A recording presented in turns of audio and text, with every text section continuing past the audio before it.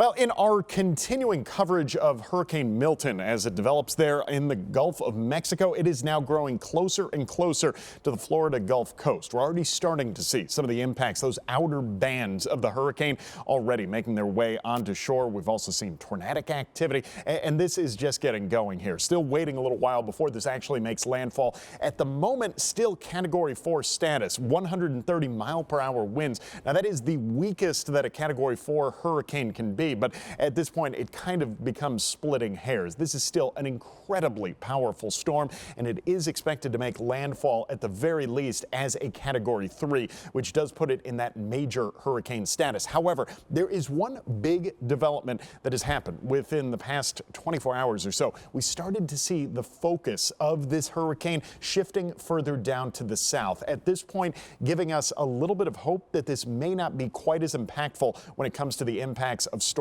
surge moving forward. Now, let me give you an idea of what I'm talking about. This, though, is actually a live look at Hurricane Milton showing up on satellite and radar as it approaches the coast there in Florida during the 11 o'clock hour here this morning. And this is going to be massive. Now, initially, we were looking at Milton making landfall into Tampa Bay itself. Now, the big concern here is that the bay really just serves to amplify the impacts of storm surge. As the storm would make its way into the bay, we would start to see the seabed rising, and that would mean that those greater ocean levels would really just wash straight into the Tampa Bay metro, an area that houses roughly 3.25 million people. Now, that is essentially the worst case scenario. What we wanted to see was this hurricane shifting slightly further south, and that has been the scenario. Unfortunately, now there is another area that this could hit, Gasparilla Sound. Now, this is not quite as heavily populated, but this is going to pose the exact same risks as the hurricane heading into Tampa Bay.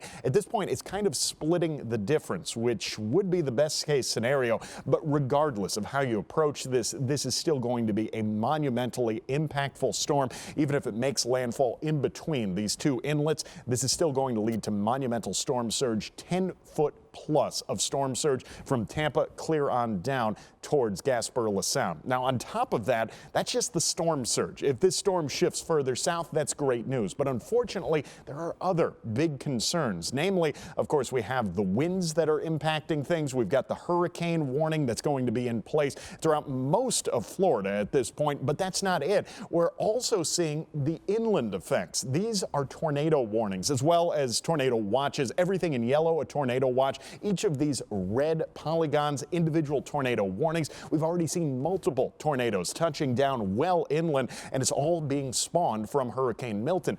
Fairly standard, typical activity with a hurricane of this size, but that can cause some major issues even if you're a bit removed from where that storm surge will move through. Now, again, this is expected to make landfall as a Category 3 hurricane, but it's going to make landfall tonight into tomorrow morning. Now, local time in Florida, we're looking at this making landfall after midnight. That only adds to the problems. Now you're talking about a nighttime hurricane.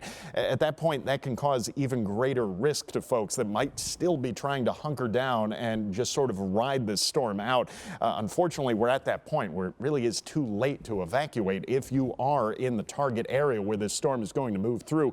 The one little bit of good news, this should exit the state entirely by tomorrow afternoon, and at least from there we can kind of see what's left behind, pick up the pieces. But with this moving through, it is just going to make for a huge impact. Rain totals could easily be 1 foot to 1.5 foot.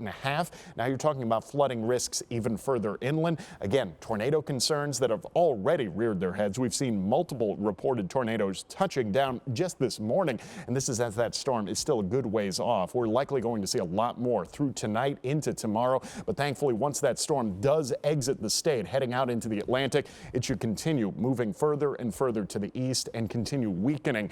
I don't think we'll have to worry about what's left of Hurricane Milton once we get past tomorrow. However, we will likely be picking up the pieces for a long time moving forward. We'll continue to bring you plenty of up-to-date coverage both on air and online as that storm makes its way towards the Florida Gulf Coast. Stick with us throughout the rest of the day.